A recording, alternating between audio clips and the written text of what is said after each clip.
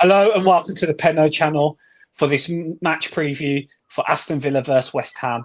Before we start, as always, if you could like, subscribe if you're new, and also comment your thoughts on everything we discuss in this. Now, before we get into the preview for the game, a few things have been happening. Obviously, let's talk about the Monaco game quickly and touch on that as we haven't covered it. We were there. We witnessed the game, and it wasn't the best, was it, bro? I haven't even introduced you because there's so much to talk about, bro. How you doing? How you feeling? Let's have a quick recap of Monaco and the performance that Villa put in. Yeah, well, me and you had a great trip, man. Really enjoyed the trip, not just Monaco, but Nice as well. Beautiful cities I'll remember for a long time. As for the result, disappointing, weren't it, man? I felt like we created enough chances to score. In the first half, I thought we could have genuinely been winning the game. They score from the set piece. They have chances themselves as well. Martinez forced into some good saves, but a bit gutted.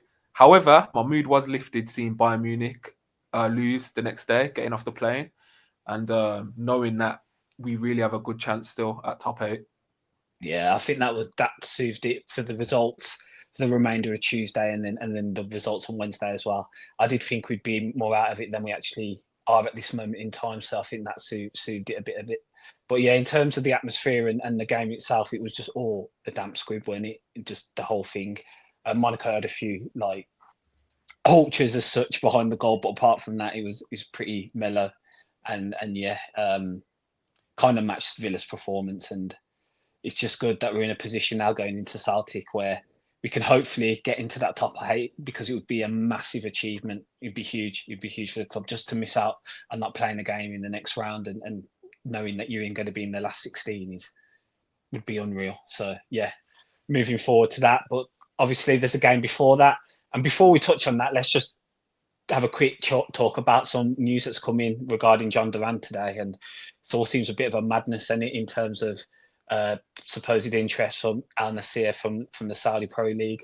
And then just before we jumped on, just talk about around Real Madrid having interest in the player as well. A lot of figures being reported and thrown about. I don't think we'll have anything concrete. There was an article from The Athletic where Ornstein stated that Villa had set an asking price of 100 million and weren't even entertaining selling him this month. So yeah, what are your thoughts around all of that, bro? I think with Duran, there's always going to be speculation. Like, he's a 21-year-old who's en route to becoming one of the best strikers in the world, in my opinion. He's already shown us this season that he is just a moments man where he can deliver on the biggest stage. And the fact that he has been able to show that he can do it in the Champions League, like the fact that his game time has coincided with Villa also reaching the Champions League. Clubs don't have to wait to find out if you can do it in the best competition in the world. Like, he's showing it now against Bayern Munich, against RB Leipzig, against Bologna. Scored against Young Boys, was unlucky for that to get chalked out. So yeah, there's always gonna. John Duran generates so much buzz, not just from like Villa fans interacting, but with all clubs interacting as well. So we've seen Al Nassr, we've seen Real Madrid. And I'll be honest, bro, none of these links surprise me. I've been on here saying Duran is the best talent since Grealish that Villa have had. It's not even close for me. And yeah, I've expected these kind of things. It'd be interesting to see if he is sold in January, though, because most of the briefings are Villa want to keep Duran. Emery wants to keep him till summer at least. And I can see why, because the squad's depleted as it is right now. So yeah, hopefully we keep Duran this window, but I'm bracing myself for him to be sold in summer. Do I think that's the correct thing? No. I think logically Watkins should probably be sold before Duran, and then you move Duran the season after. But I understand Duran has a way bigger market than Ollie Watkins right now with his age and with him being such a physical presence, can score from anywhere. So yeah, I get it. Yeah, I think also because the outlay of Duran and the fee you would command for the next 3-year period, it gives Villa an opportunity to really spend again if revenues increase against that as well. So it gives Villa, as we did with the Grealish money, there was a 3-year period where we had a bit of leeway where we could really try and splash and then had to kind of cover ourselves in that season, last season. If a big sale of that amount of money is made, then the outlay for the next 3 years would be increased even further. So I think they'd take that into consideration for sure. But yeah, as you said, bro, Duran's a player I wouldn't like to see leave Villa because I think he's just got the potential to be one of the best. And yeah, it would be hard to watch him become that at another club. But there's a lot to weigh in that decision, and I don't think it will happen in January, as you said. I also think just because of the timing as well, there's not long left of the window. You know, a replacement would need to be acquired. Obviously, if you haven't seen, but there's been talks of Cunha in the last few hours and stuff like that. It seems a bit loose sources at the moment, and not really anything further than that. But yeah, it's a talking point, and as you said, bro, John Duran to headline, the impact he's had in the Premier League, the Champions League, the types of goals he's scored. There's always going to be talk around him, and if you go to the comments, bro, and we'll get into those, I think someone's already stated from another club who previously had interest in John Duran. Yeah, I'll get into the comments. Ryan Lee says, "Evening lads. Result was a wounder, but love Buendia getting good minutes. He played well too. Yeah, Buendia helped create some good chances against Monaco. He's such a weird one, isn't it, Buendia? What did you think of his performance?" Yeah, I think what I saw live and then having watched it back, I thought he played a lot better than in the moment. I think because of the type of player Buendia is, sometimes I concentrate on the mistakes more on the good stuff that he does, which is poor. That's on my judgment. That's on me. But watching it back, I thought he was a lot better than I initially thought watching it live. So yeah, I thought Matty Cash had a good game as well.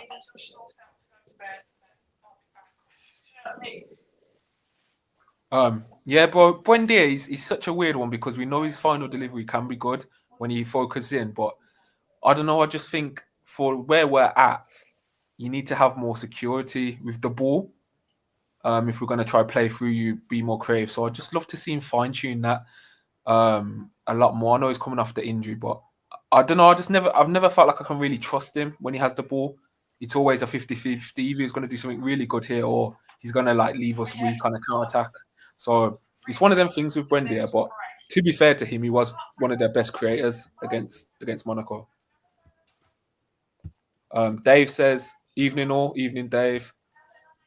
Juju says Duran to Chelsea. Who says no? I say no.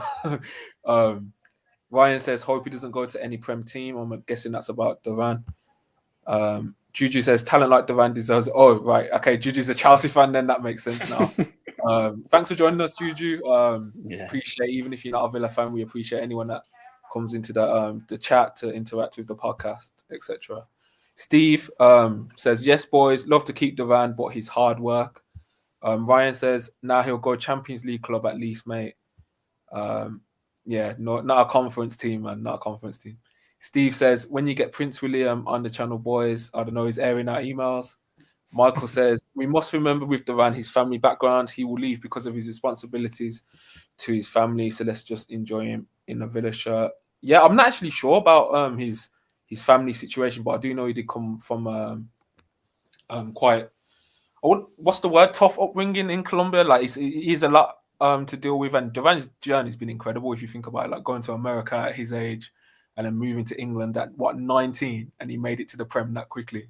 So yeah, it's mad. It's mad, bro. But yeah. So let's move on to the basis of the video. West Ham.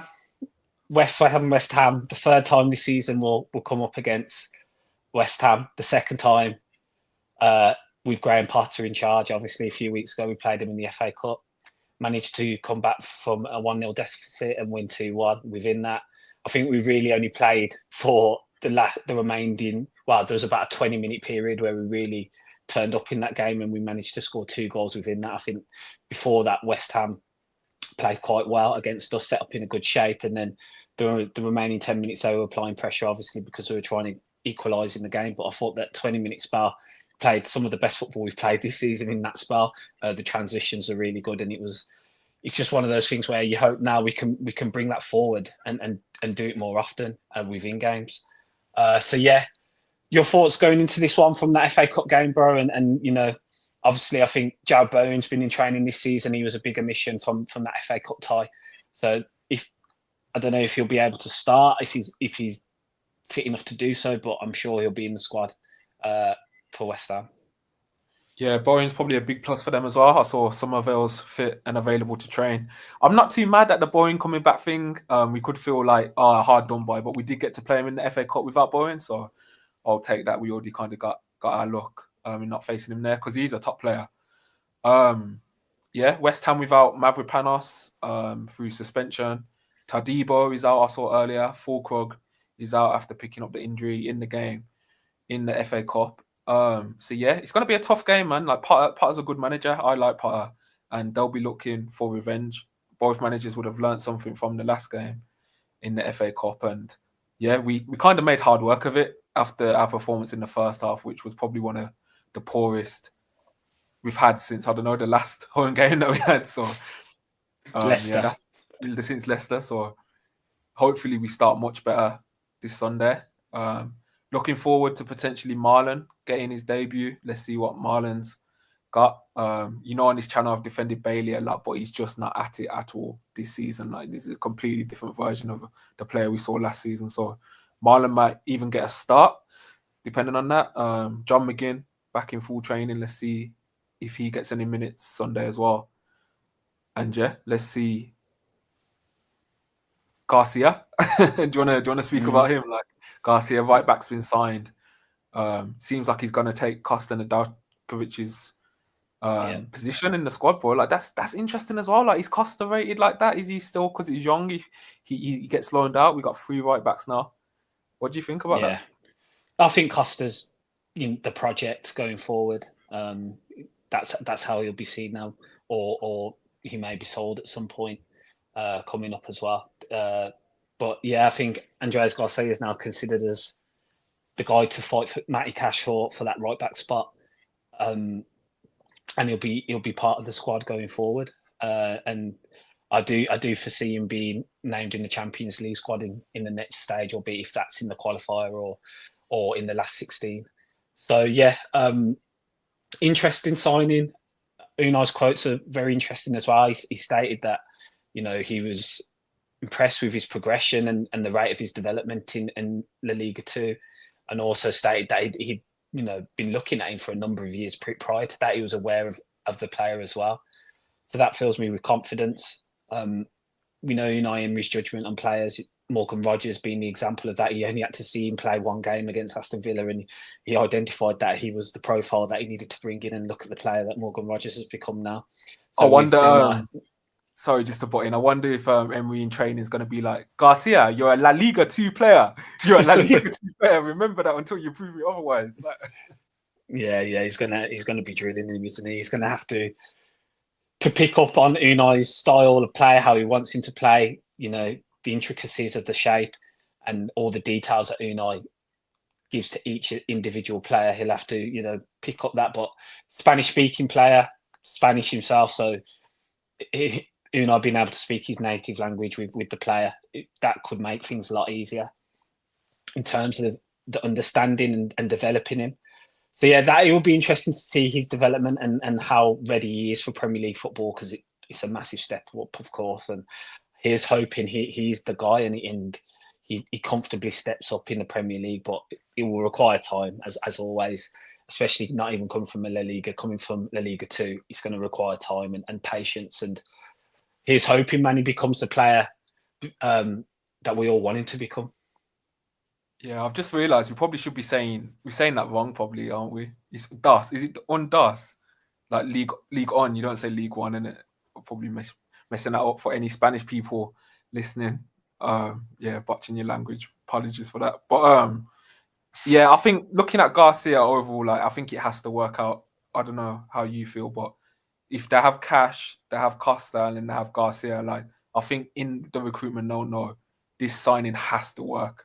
He has to be good enough in the end. He has to be the right back in the end, in my opinion. And yeah, I hope so, man. But it's interesting because we did think like this window might have been the one where we get in the starter to come in and take Cash's place straight away. They wanted Mingueza. He could have potentially been that, couldn't get that over the line. But yeah, they've gone for Garcia, 6 million. Bro, his highlights look good enough for me to have some kind of hope. Like, he some of the goals that he was scoring were ridiculous. It doesn't matter like the level. And I wonder how long it's going to take for Villa fans to start screaming like shoot whenever he's like on the edge of the box or something, because he's going to try his luck early on. Like, he's young, he's going to have that type of confidence, that type of fearlessness. So It's been screamed at Matty Cash for a number of years, so I'm sure it won't take too long for it to be I screamed think, at yeah, Garcia as well. those screams got lower and lower though as time passed, and let's be real, man. Because you remember at Nottingham Forest, he was licking. I remember he scored against Scored West some Brom. bangers. Yeah, he scored some bangers for Forest when he was playing like as a right winger as well at times. But yeah, Penny thought, sorry, Joe, bro, just cost us thoughts. Like, he's coming, maybe he thought he'd get a lot more game time this season, having been kept in summer. I think he's only started like 2 games, Wickham and the Palace home game in the cup. Yeah, I wonder how he must see, how he must feel. Probably get a loan deal. I heard like Bundesliga clubs are looking at him, so we'll see with that. And hopefully he has a good second half of the season and comes back in summer ready to fight as well, because his pace was electric in pre-season, and I don't think he's like some awful player. Like, he's young, he's only 19, so let's see how he develops as well. In the performance you've seen Acosta, have you felt that he's ready at all, or have you felt like actually he could do with a loan? Well, I thought what Unai said against Arsenal I agreed with, because he did lose his man with Trossard, and I understand his perspective looking at it like that. But on the ball, I don't know. Maybe it's because he's so fast and he looks to go forward that I see something there. But looking at it now, maybe he should have gone on loan. Yeah, you can look at it as well. Costa Nedeljkovic is no joke in like for seen as Serbia's next big prospect. He's played 6 times for Serbia. He's also played in the Champions League. He has that experience. He's played against big sides in the Champions League, and he's still only 19. So yeah, that's what makes the signing a lot more experience than Andres Garcia. That's what I'm saying. That's what makes the signing weird for me of Garcia, because Garcia is less experienced and older, but they're still a similar age profile. That's what makes, like, you see clubs normally they'll have their main guy that starts, and then you bring in the youth guy, the young guy in Costa, which was initially the plan, and then you see how he develops and he gets mentored, and then he finally gets his role. To bring in someone else that's only a couple of years older, and then for Unai to talk about him as a potential in the same position, it is quite unusual. You don't really see clubs do that. So I wonder if they don't rate Costa like that. Maybe they've had a change of heart. Maybe Unai's not happy with the signing. Or Unai's downplaying what he thinks of Garcia, and he's downplaying him. That's another thing I was hoping. And maybe he does think he's ready. Yeah, I hope that is the case, and I hope that really is the case, because I think Cash is cool. Cash is been here for a while. He's been through like the struggles with us, the success, but I do think like a starting right back was needed this window. Fair enough. Anyway, bro, moving on from that, what do you think the lineup will be going into this one? Yeah, so Martinez in goal. I think he will give it Maatsen after the second half in the FA Cup. Luca Dean started against. To be fair, Maatsen started against Arsenal. I think that's a 50-50 then. Luca Dean starts against Monaco, but like Maatsen gave against Arsenal. Maatsen gets hooked against Arsenal. Yeah, that's a hard one actually. That's a 50-50. I'm not sure. Then Mings, Konza, Cash. He's explanatory. I think he goes Ramsey. Then I think he goes Tillemans, Kamara. And then I think he starts Maatsen. Malen. I think he starts Malen. Like, Malen didn't get any minutes against Arsenal. Cup tied. Yeah, I think Malen's that's it now. Yeah, cup tied against Monaco. I think Emery will give him his shot. I don't think Bailey did anything against Monaco to keep his starting lineup. Do you think? Okay, so you think? Yeah, you said Ramsey in it, so you think Malen and then Rogers Watkins. Do you think there's potential minutes for Mcginn starting or no? Or he just come off the bench? He only just got back into full training. I think he'll probably be begging. Mcginn will probably be like, because he'll want to play the Celtic game. I think the Mcginn thing, like, I'm not a doctor or anything, but do you think maybe there's an essence that he may have been rushed back a bit for the Celtic game? Like, he might have been like onto them saying, "Come on, play me. I want to get minutes in before what would be, in his opinion, the biggest game of his career easily." Yeah. I don't know. As a professional basis, I don't think that's the right approach at all. I think you have to make sure players fit and available and ready to go, no matter what game's coming up.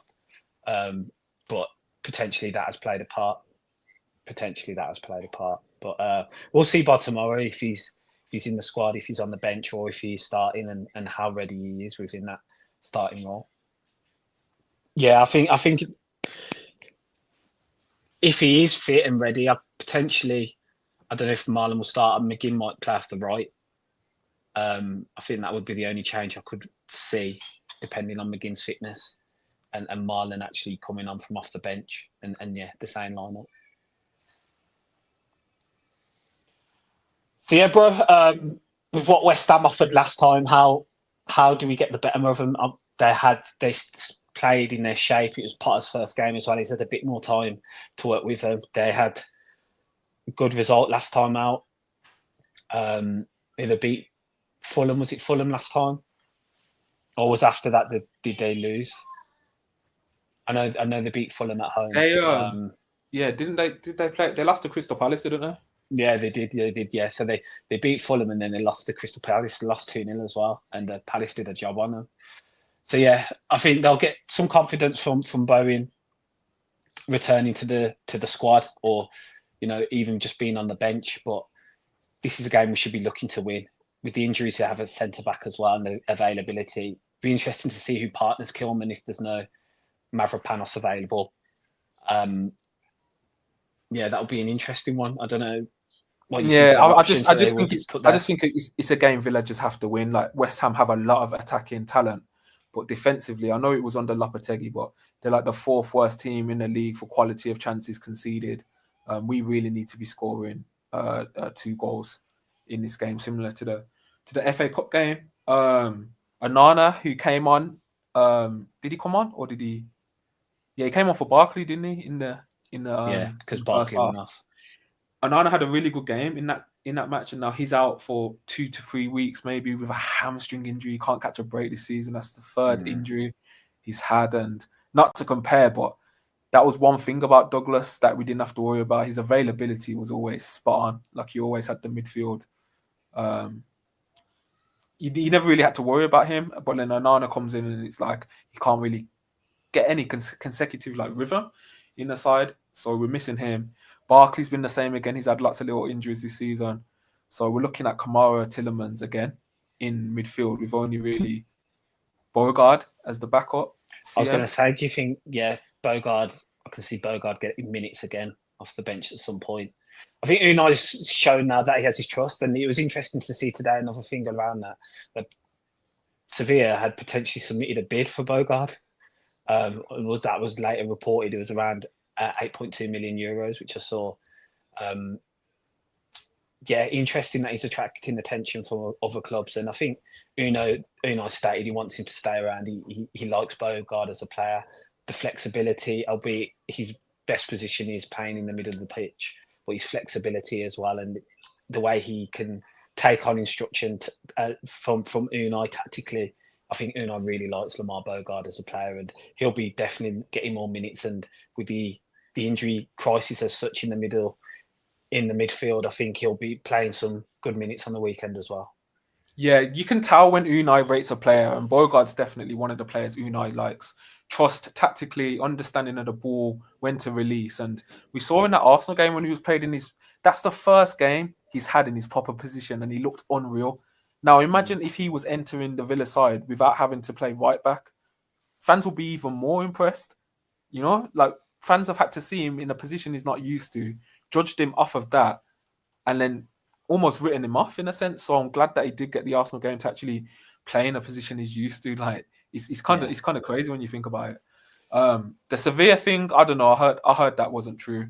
To be honest, that's what I've heard. But I have heard that he had loan interest from Championship teams that Villa have rejected. So that just shows Emery trusts him quite a lot. So yeah, I'm happy that he's staying around. I think we need him. Barkley and Nana, I don't think you can reliably trust them to be always fit throughout the season, because you got to think Anana's had hamstring issues twice and an ankle injury. It's not just the one injury, it's an accumulation. So yeah, happy to keep Bogard around. Definitely, I'd love to see him get more minutes. He'd probably get an FA Cup start in the game against Tottenham.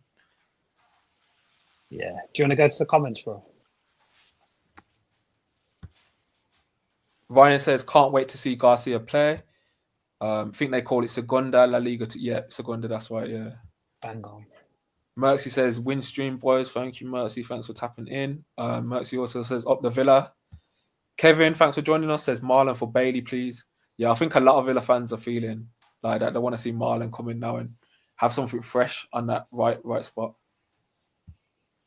Kevin says, Duran to start, rotation, plus Wines at West Ham. Yeah, I'd love to see Duran start Sunday, but I don't know. It doesn't. I can't really see it. I thought his start would have come midweek, if anything. So with that not happening, I can't really see that now at all. Yeah. Yeah. Same. I agree. And I don't envisage that Watkins and Duran will be on the pitch going forward for a long time. After the comments I made in midweek about the game against Monaco and how playing two up top was a mistake on his part. So yeah, we'll see, bro. We'll see. Anything else you want to bring up? Yeah. Centre back, bro. Centre backs. What's going on with Aston? Lots of crazy things happening this week with Diego Carlos leaving for Fenerbahce when there were rumours. We were outside the Monaco game where we were like, there's rumours he's not getting on the plane and he's just waiting. He posted an Instagram story where it was just like one more day with Villa, tagged them in it as well. Little Mike, I think Diego Carlos finds it all funny. Like it's just like jokes with him. But yeah, the move finally gets done. Signs for Fenerbahce. However, Lloyd Barde looked like a player that Villa really wanted. We've bid for the player. Seems like the bid was rejected. And there was concerns from their player over game time coming to Villa.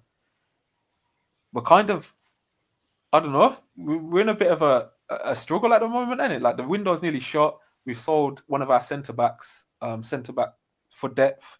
We haven't been able to get the guy that we clearly wanted. I don't know, you panicking? Should Villa fans be panicking?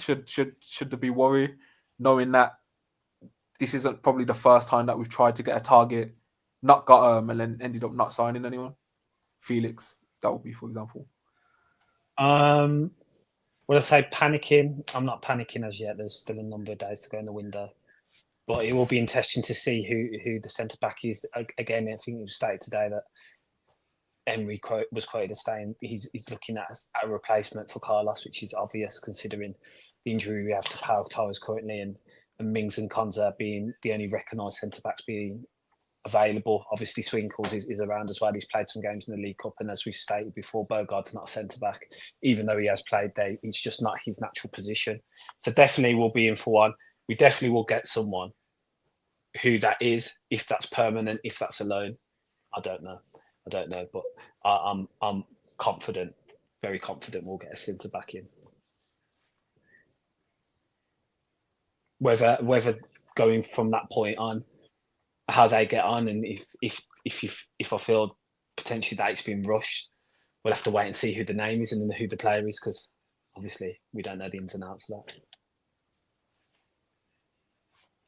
Yeah, facts, bro. Facts. It'll be interesting to see who the centre back is we get. I don't know. I'm more thinking. I wonder if they just go for try and get a loan in, and then just rethink it in summer. Don't just spend just because you feel we have to. Like just try get a loan in if there's any available. Try and be a bit smart with it, and then recalibrate in summer, and then spend the money on the guy you want long term. Yeah, we'll see. It's gonna be hard though, man. Like I guess there's a week left. Who have we been linked to? We've been linked with Ordonez at Club Brugge before that we played this season. There was links with him. We were saying Axel Disassi, yeah. Fikayo Tomori, there's links with him as well that I've seen, although not the best sources. And yeah, what were me and you saying about Singo against Monaco? Just one of the best performances from a defender I've seen. You know what? Literally blocked everything that we tried to put in that box. He was actually jarring watching him and seeing how good he was in the stadium. Yeah, he was unbelievable. He had such a good game. He's touch type marking was unbelievable, and he was playing the ball really well. He was everywhere. He had an outstanding game. Thought his partner, as we discussed in the preview for West Ham, the West Ham game versus Villa, I thought his partner, which Kera, who West Ham fans weren't too fond of at the time, I thought he had a really good game as well. He was really good on the ball, and there was a number of times where we played the ball over the top and he was just in the right place at the right time and was able to just get a touch on it or head it clear as well. So he turned up when his time in the Premier League, he wasn't that great at all. So he seems to have had a new lease of life moving to France and playing in Ligue 1. Could that be our Cristiano sporting moment where we just get him? He played well against us, so we just, even with Ordonez, he played well against us. That seems to be, that's how they signed Rodgers, weren't it? Like Rodgers, I don't think he's on their radar that much. They did the research before the game, watching Middlesbrough. Then he played well against us, according to Unai. Then we signed him. You never know. I like Ordonez. I thought he was quality against us in that Bruges game. He played really well, and again defended Watkins really well within that game. And Club Bruges' results within this Champions League have been really good. They've had some top performances. Obviously, they go to City next week as well. But he's one that really interests me. 20 years of age, also Colombian, so we can play the Juan Pablo video again. But yeah, he's one that definitely interests me.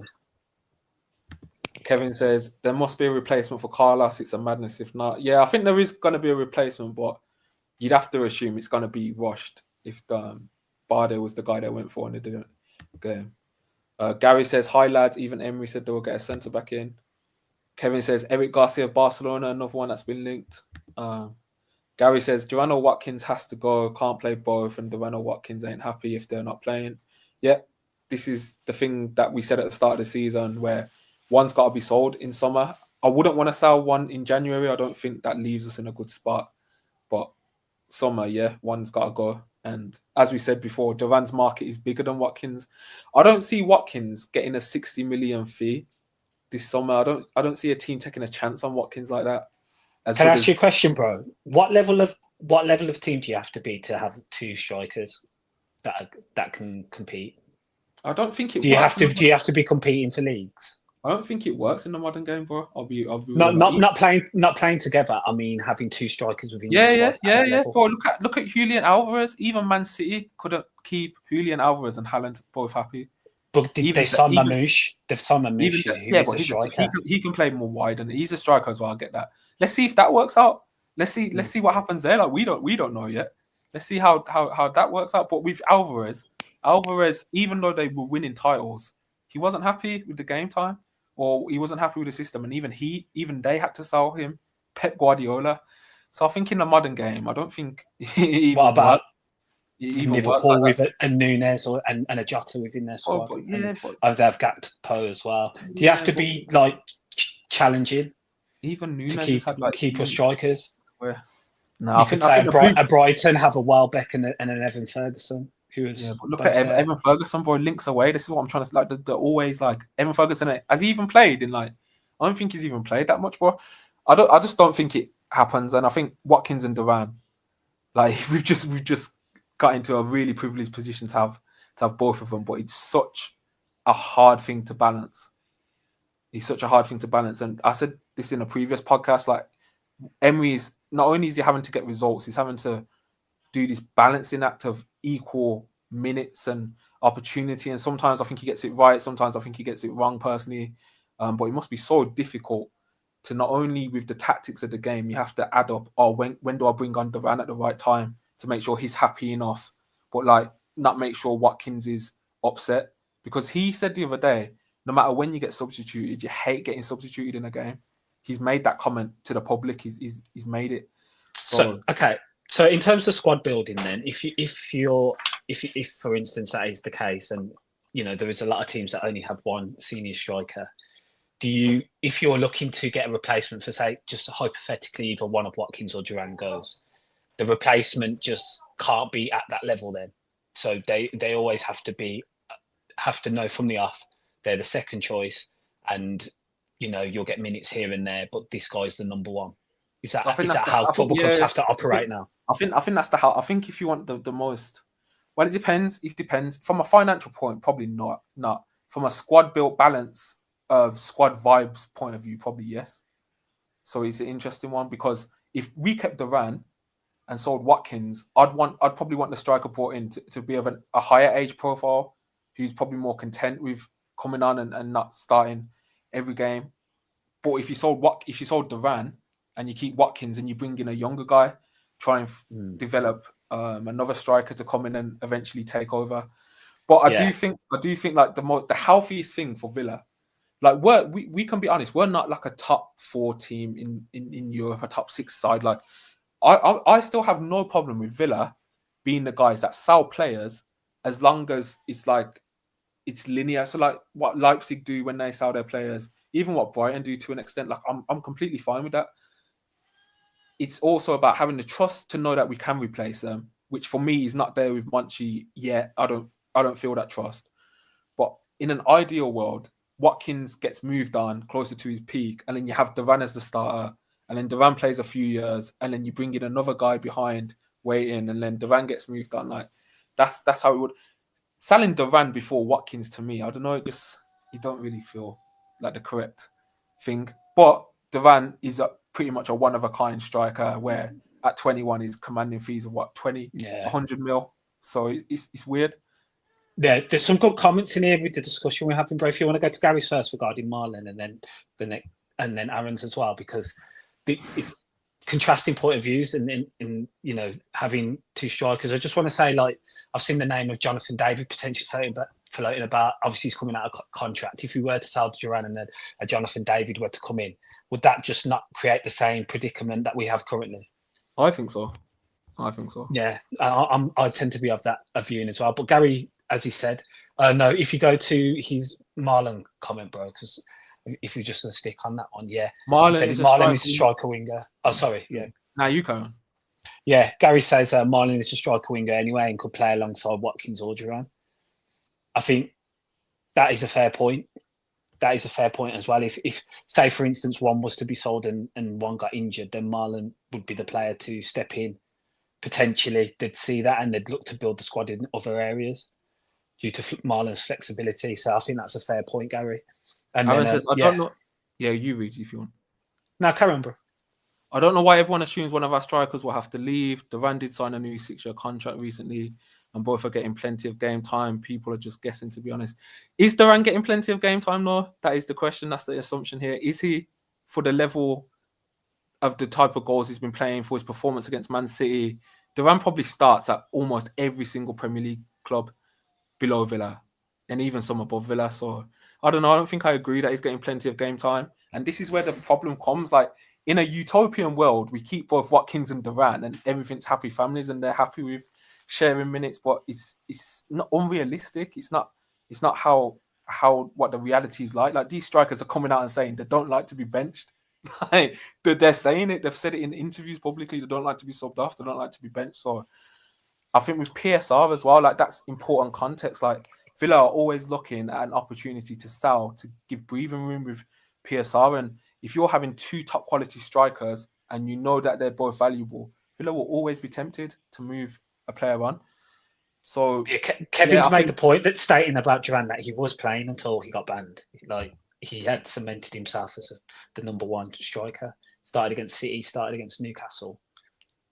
Yeah, and then Emery comes out and defends it, saying it's an accident, and then he hasn't started since. So what's the truth of it? And not even the rotation's not even happening anymore with the starts. It's been Watkins started every game since. So what does Emery really feel about that tackle? Did he think it was an accident, or did he think Duran was? You just don't know, do you? So. It's interesting because Kevin's made a great. He was the number 1 striker at that time, and obviously since Duran got suspended, Watkins scored a few goals, and he's reclaimed that position as well. So yeah, it is interesting. I'll do this one. Piazza says how many Durans he's going to score against West Ham. Hat-trick. Hopefully a hat-trick. Gary says, problem is Watkins is no good off the bench like Duran is, and that's why he starts. Okay, and then explain that logic to Duran, though. Imagine Duran hearing that. Watkins isn't good enough off the bench, so he has to start over you, even though you're good enough starting and off the bench. This is the conundrum, man. This is the problem. It's not easy. It's not simple as, like, keep both strikers. Like there's context, there's nuance to it. And you got to remember, Duran, apart from Newcastle, scored in every game he started this season in all competitions. And Duran has come out and said, well, we've heard rumours that he thinks he's been better than Watkins in training for a year now.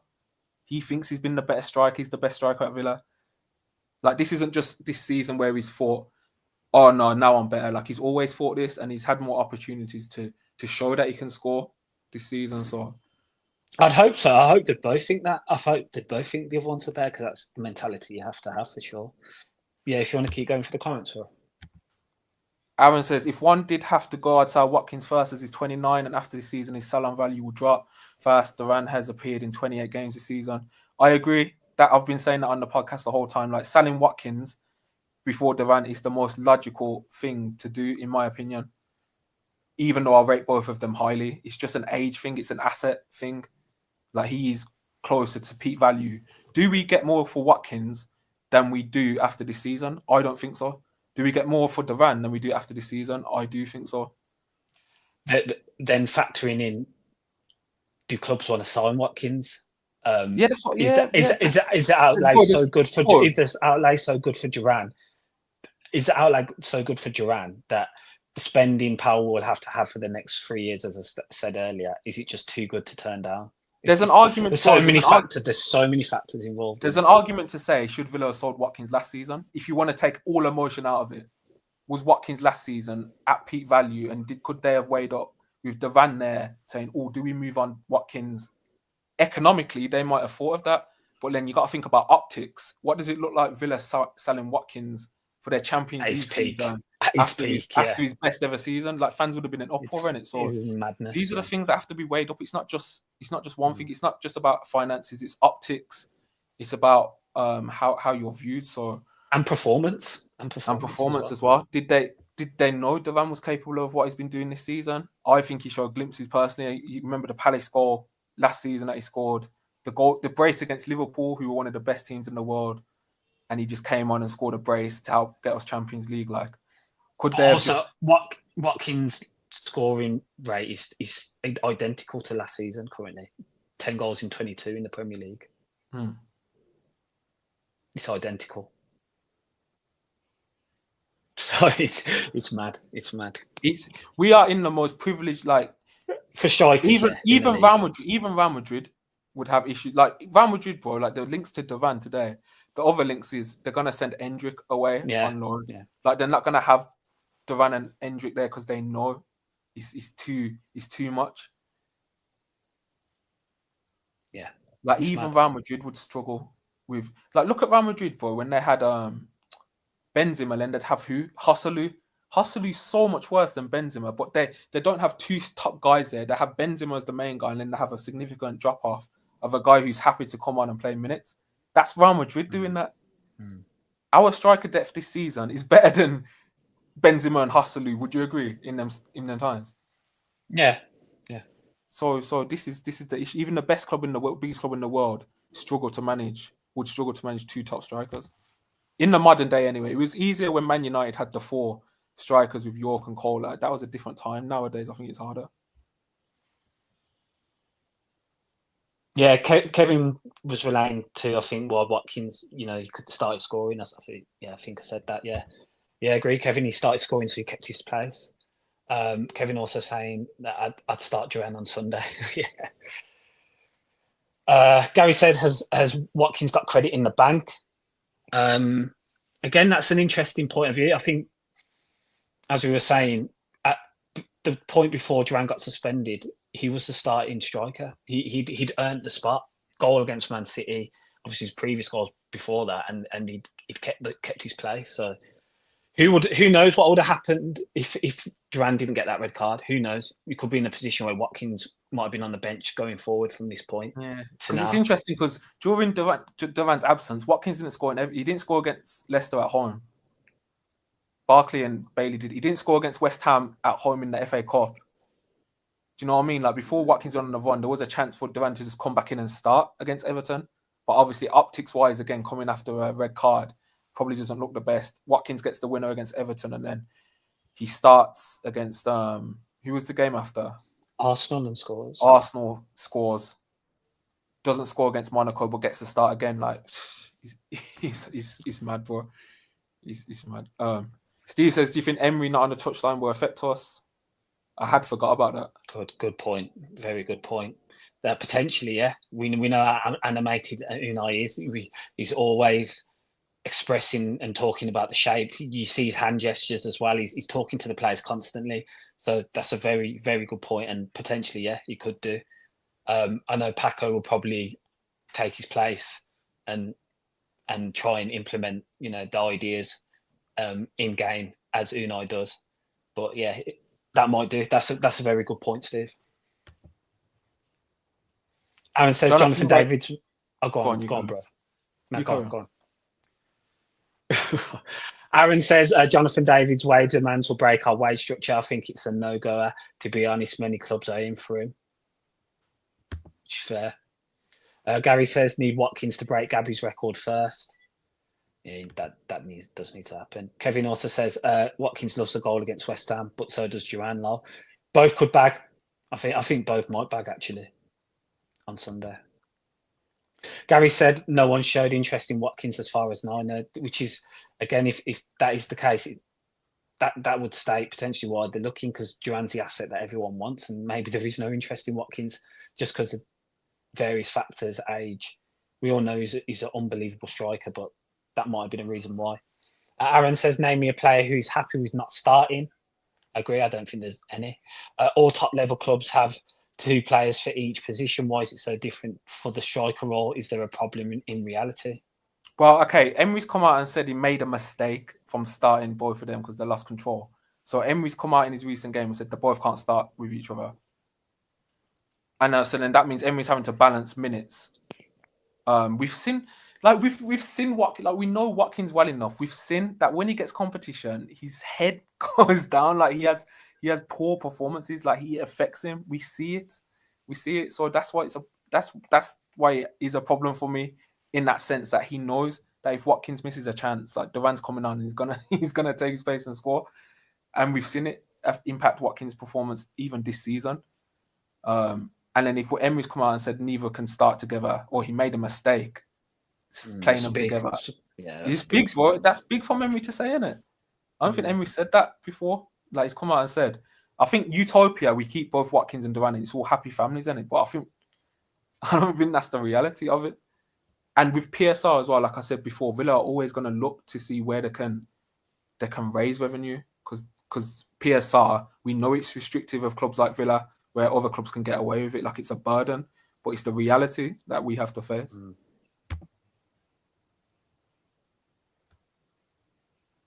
Yeah, Gary says, won't get another one like Duran, so 50-50 for me, can't turn down 80 million. I think we can command even more than that.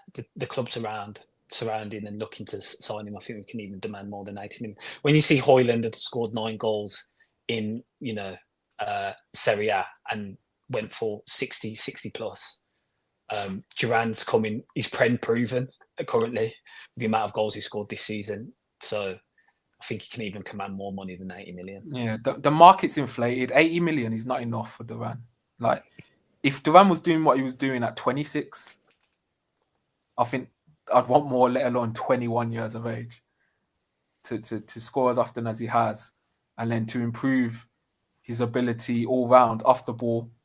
Like again, mentioning it again, Man City at home was one of the most complete striker performances I've seen this season. Like he was excellent. He did his role off the ball. He was linking up play. He scored.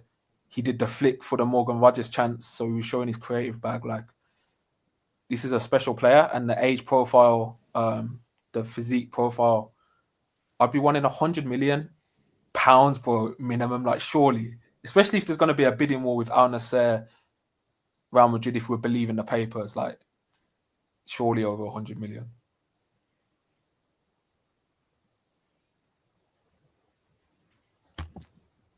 Kevin says oh. You're alternating, man. Kevin says Duran stays, scores goals, his price will sell. That's another thing. Another season, his price might inflate even further. Well, that's why I'm hoping we keep him in January and then just see for summer where we're at there.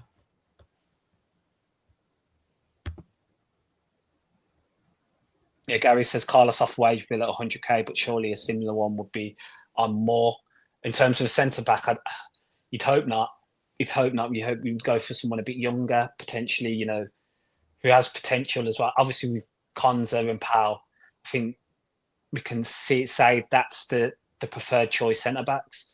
Ming's coming in as well. That's good competition for that left-sided centre back position. So a right-sided centre back with Konza there. We might not have to go for such a big name. We can look for a player who can develop as well and give Konza competition. So I don't think we'd go for someone on as high wages as Carlos personally. Aaron said, these two striker issues, media bullshit, and they're always asking for the same stupid question about them playing together. Our system has never played two strikers in it. I agree with that. I agree that just with Villa, Duran and Watkins has been spoken about more than any other duo of strikers within the Premier League. There's always comparisons. You always see news reports saying, you can't have both in your squad. One has to go. They're not going to get along, such and such. That is 100% facts. That's been shown across the media more than any other club in the Premier League this year. It's because we have the best depth.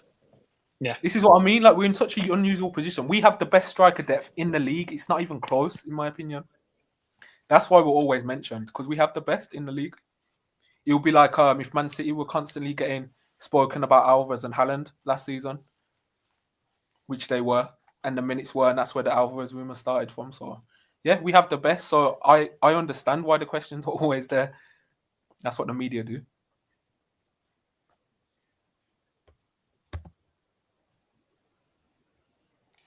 Gary says, at least we haven't been linked with Goncalves again. He's done his ACL, I think, but Asensio linked as usual. Yeah, same. George Mendes clients. Any George Mendes client now, I'll just take with a pinch of salt, to be honest, until I see one actually sign for Aston Villa. Gary also said Saudi could do more damage than good for him, though. Potentially that could be the case. If Saudi paid over 100 million and I didn't have to watch him score against Villa, I'd be fine. I'd be like, fine. That's yeah. Fine. I think Gary's just doing the Duran's point of view, but yeah, I agree. Oh no! I just mean in general, though. I mean personally, Gary's spot on. He probably regressed in the Saudi league, especially media as well. Does anyone hear from Diaby? I don't even know if Diaby's starting right now. You just don't hear in the UK. You don't hear. You hear the odd Ronaldo goal, and that's about it. You don't hear from Benzema and stuff like that. It's rare, isn't it? And that big names from Europe. Aaron also says, I didn't mean starting together, but in competition for one striker role, we straightened out our PSR issues beforehand, and I don't think we have to sell this summer at a net spend was £0. The thing is, it might be the opportunity. Bro. With PSR, they're always thinking 2-3 windows ahead, and it's not just always on the upcoming window. And if they see an opportunity to create breathing room, I know it was homegrown, but the Grealish money helped us for 3 seasons where we had that 3 seasons outline. Yeah, they thinking years ahead. It's not just the upcoming season.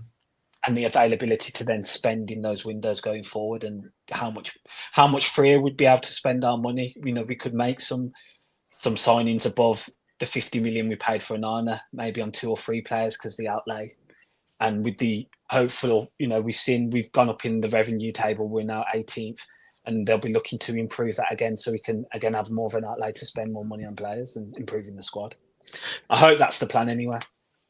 But yeah, Aaron, I agree with you. I want to keep both strikers. I think that would be perfect. I just don't think it's realistic, because both of them deserve to start every Premier League game.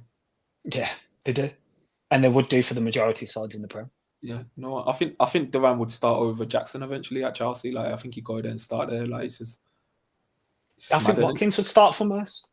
Yeah, Watkins would start for most Prem sides. I rate both players highly. We've always defended Watkins on here. He's a top striker, and we don't really get too caught in the chances missed and stuff. Yeah. But this is big club problems as well. That's why I never get. I don't yes, give me the best 2. Let's have these. Yeah, facts. It could be worse. We could have no striker who can't score for anything. We could have Fulkrug as our striker. Yeah. Kevin says, question, guys. Will Garcia be starting over Cash? I don't want another Nadalkovic situation. Off topic on the. Yeah, we kind of touched on that at the start, Kevin, and our thought is it's a wait and see, isn't it, with Garcia?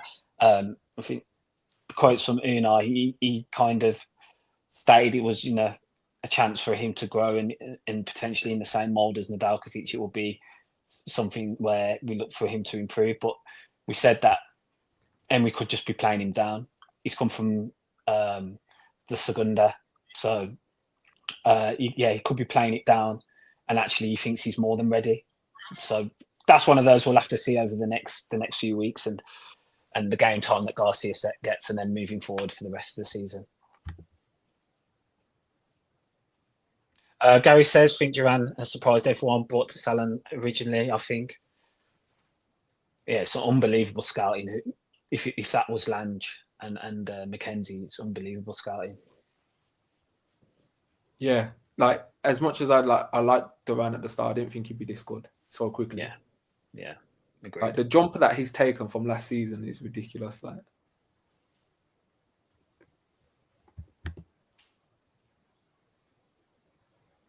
maybe City have the best strikers now. Yeah, I think Haaland and Mamouche has been unbelievable this season, hasn't he?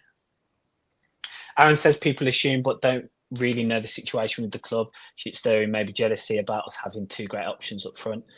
Potentially as well. Potentially that is the case as well. I think you have to take the majority with a pinch of salt, but there'll be some truths within that.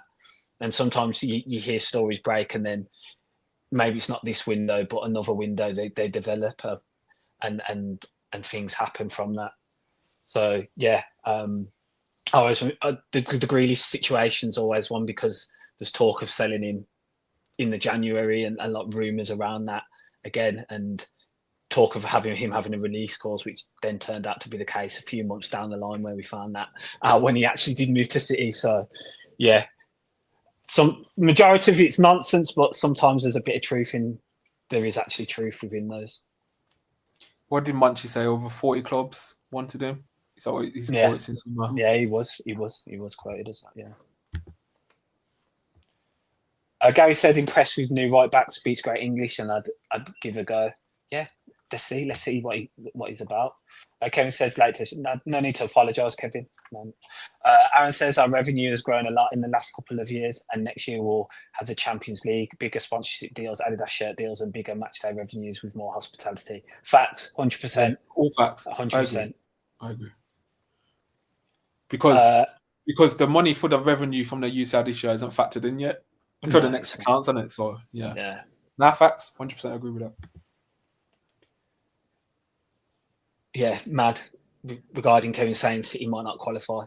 Yeah, mad. Oh, please don't let City. Oh my gosh, that would be perfect. That one. Could you imagine? It will be City don't qualify, and we'll probably get a top 8, or we'll face them in the qualifiers. Probably one of those two scenarios. God. Would you imagine Grealish coming back in the Champions League? Jesus, man. God. Yeah, it's too much too soon. Gary says is our wages 96% of our income, or something that's bad. I'm not sure on the actual numbers. I know it was relatively high before, but I'm not sure at this current stage, Gary. Aaron says 2 strikers are the envy of most clubs. 40 inquiries for Duran. That's some apparently. Yeah. And Gary said we will get City in the qualifying, no doubt. That's the spirit, Gary. That is the spirit. And we'll beat them. Anyway. I think I seen something saying we could get Monaco again, bro. Do you fancy round 2? Like, I don't know. Over 2 legs, I think we'd do them. I know, but it'd be a bit mad, innit, after we made this shift. Then we're just like, oh, what? Yeah, that was just a warm-up. Facts. But yeah, hopefully Villa, like, we've got a really good opportunity, man. Like, I don't want to take Celtic lightly, but they have lost one of their main players, who's going to Rennes, I think it is. Yeah. Another one of their players got suspended. Like, we really just have to win that game. And also regarding the transfer stuff and the position with Duran, etc., we're in a very strong position here. Very, very strong position. We have assets. Yeah, we have assets that clubs want, or we can keep those assets. So we're in a very strong position. And Duran just signed a new deal, so there'll have been stuff put into that contract. So yeah, to cover probably Duran's side of things and Aston Villa's as well. Something else to bring up, bro. Louis Barry in the new UPS training kit. I've been calling it. They look like UPS, man, like with that colorway. But yeah, Louis Barry training at Villa. Emery's come out and said he ain't going nowhere, man. We want to extend his contract and give him another loan. Now, at first, I was like, I wouldn't be fully against Barry getting sold if it does help short term, but I watched them Stockport highlights again, and he's doing things like players don't normally. Mad. Like he went, bro. Some of the goals he was scoring were a joke, innit? Yeah. It's the thing with Louis Barry as well. You just know if you can unearth it.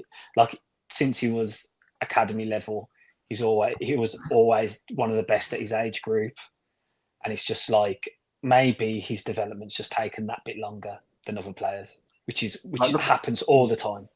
Look at Solanke. Solanke didn't blossom until he was like, what, 24, 25, even though he was in the England setups when he was young. Like, you just never know, innit? It took him to play for Bournemouth in the Championship to really realise his full potential and have that big season, and then he just went from strength to strength. His time at Chelsea and Liverpool just didn't work.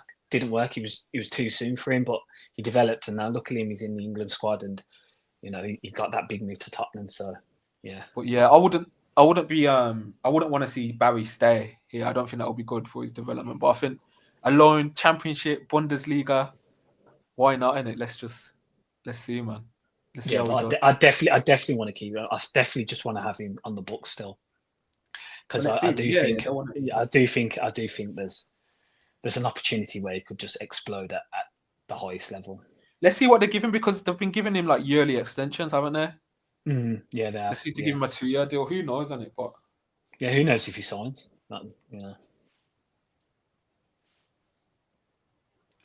Just a few more comments though. If you want to go to Weston's, or actually, if you want to go to Aaron's, and then we'll just finish the last few. Gary says, "Love that kit, UPS or not." Kevin says, "Celtic don't look like all that to me." Famous last words, I know. Aaron says, "Watkins and Duran both tied down to long-term contracts. Very good position for Villa." Yeah, facts. Gary says, "Please give Barry a go." No, Philogene still catching strays when he ain't even at the club. Philogene's gone, Gary. Let it go. He's gone. Western, thanks for joining us, says, "Knowing us, we'll probably get Man U. Louis Barry is one of the We'll probably get Man U." What does that mean? I think go to Man U. Knowing us, we'll probably get Man U for the Champions League. Nah, they're in the little man competitions, man. We can't get Man U, man. Man City. Might mean Man City, bro. Oh, Man City, yeah. Louis Barry is one of those football players, no matter what level he plays at, he still plays his own game and he tries the same thing. Facts. He's got individuality. You notice that one goal where he just like chested it and just volleyed it. Like, what is that? Nothing. Yeah. He's like Duran in that sense. Yeah. Yeah, and Weston also says, think about Louis Barry is no matter what level of football he plays, he still plays the same way. Yeah. Our recruitment is in good hands. Trust Munchie Emery, Celtic Championship quality. Yeah. Yeah. Anyway, that was going to be just a preview show on West Ham, but I'm glad we've just continued. That's been a great conversation. It's great to hear you guys' comments in the chat as well, man. Just to hear other opinions, because what do me and my bro know? We know just as much as you guys. We ain't got a clue as much as anyone, just chatting. Yes. So we just love to hear other people's opinions and thoughts, and even if they're the same or they vary, it's good, man, to chat about the situation at Villa. That's the beauty of it, man. Everyone has different thoughts. Everyone sees things differently, and yeah, we all love Villa at the end of the day, man. Yeah. Anyway, bro, thanks for joining me. Thank you all in the chat for joining. As always, if you could also, if you're new in here, subscribe as well. And if you have any further comments, and as it does help, please just put them on at the end of the video. We'd really appreciate it. We'll be back for a match review, probably Sunday night after the game. And here's hoping we get 3 points up the Villa. Up the Villa.